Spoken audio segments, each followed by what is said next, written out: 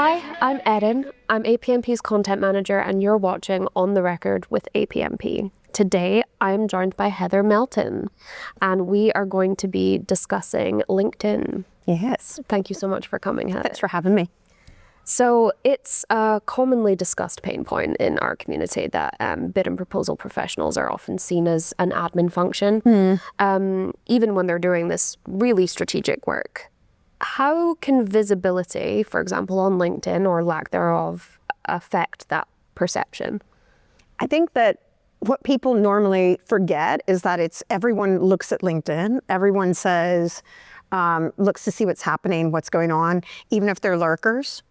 And that everyone up through C-suite is there. So if you put yourself out there and show that you're strategic, it means you don't have to say it as much.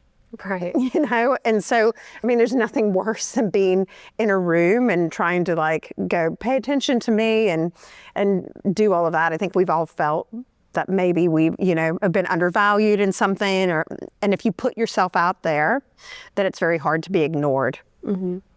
So you said there, show that you're strategic. How does one use LinkedIn to show people that they're strategic? I think if you make everything, when you're writing, if you put it so it's not just, when you're writing, you're not going to write about something that's task-based. You're not writing about, this is what I do. This is, I do this, and this. And that screams like I'm admin when you just talk about tasks. So if you are talking about something that's value-based and you're talking about, this is what I do in order to get something accomplished, and you're talking about that, it just shows that you know more and what you do rather than just, I do tick, tick, tick, tick in my job.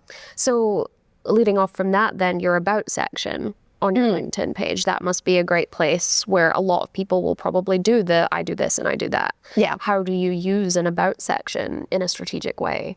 I think you need to, one thing too is I think it's a great way to show not just internally, but externally. You can't give away all your secrets, your competitors are probably watching as well and looking at what you're posting. So you have to give teasers and just enough. But I think the about section should be about how you do your job and not what you do, and keep what you do in the experience. Everybody treats it like a CV. Right. So they put I'm a bid manager and I do this and this and this, and they're about. Usually it can be a bit stale, a bit boring.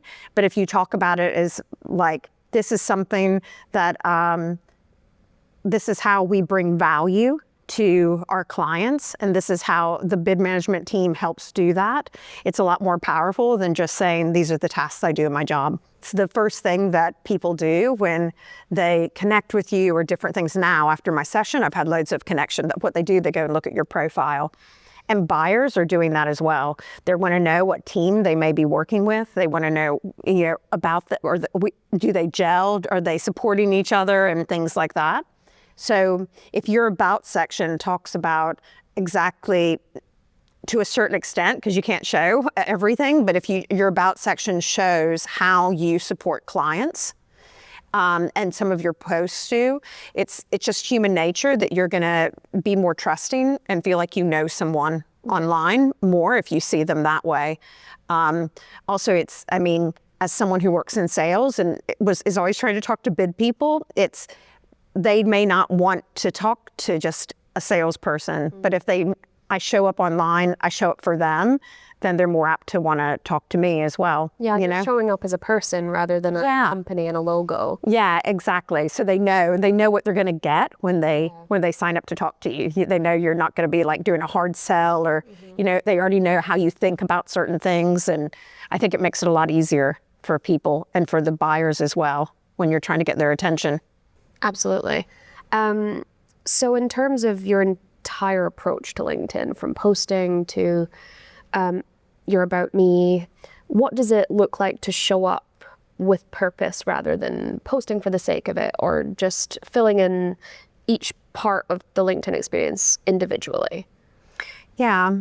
No, that's a good question. I I think it's that people try to go too big at the beginning. They wake up one day and go, you know what? Or they watch it like some kind of program and they say, I'm going to go all in on my LinkedIn and I'm going to do this and I'm going to give myself so much like personal branding and everything. And then they do it for a week or two and then they forget about it and they can't be consistent. I think about building it out, I don't think you need to do that right off the bat. I think you just need to say, I'm going to post once a week. I'm going to set a timer. I'm only going to give myself 10 minutes and then I'm going to post no matter what.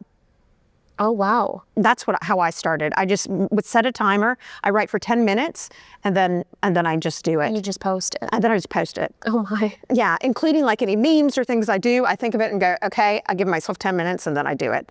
Just because otherwise you overthink everything. Yeah. And then if you overthink it, you're never going to post anything. Yeah, absolutely. You know? I think that's a trap a lot of people get stuck in, Yeah. is the overthinking, because I think a lot of people who are thinking about building a LinkedIn presence will sit and think, what do I have to say here that's going to make an impact? Or that they're looking at the engagement so closely that they're like, what can I post that's going to get 300 shares? Yeah.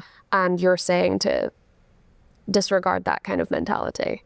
I do. I don't think about the algorithm because who knows? Yeah. You know, everybody thinks they know what it is, but it changes. And all of a sudden we're seeing posts from 3 weeks ago, Yeah. you know, and stuff. So you don't have any control over that. You have control over what you do and what you're putting out there. So I think that, I think you have to remember that none of us are quite as important as we think we are. You know, that you're going to put a post out there and maybe that post is going to do well and people are going to like it. And if you don't get any reaction to it, that's okay too. Everybody's going to forget about it. Yeah. In a week. Nobody even cares. But if you go for it and just get yourself out there, that's the first step. And then maybe later on you could think about some kind of strategy.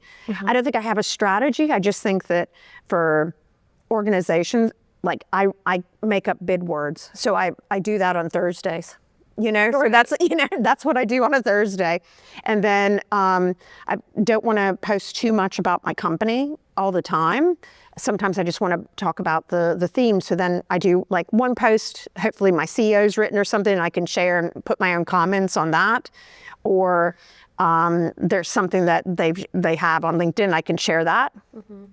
Another day I write about, I just think like, what am I seeing the most? When I've been talking to people, are they talking about bid no bids? Are they talking about SMEs and trying to get them to talk to them and things like that? And then I just think about it and think about all the conversations I have and I write something about that and kind of like pull in that thought leadership probably from other places. I don't think you always have to be the thought leader yourself. You can shine a light in other places. I think that's the other reason people don't post, is they think they're not important. So part of LinkedIn is obviously the engagement that happens under posts. What should people be doing with LinkedIn comments?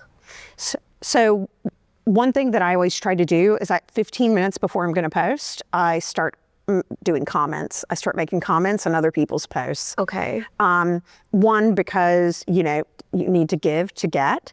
And if you expect people to support you, you need to make sure you're supporting them. And then I do it 15 minutes after.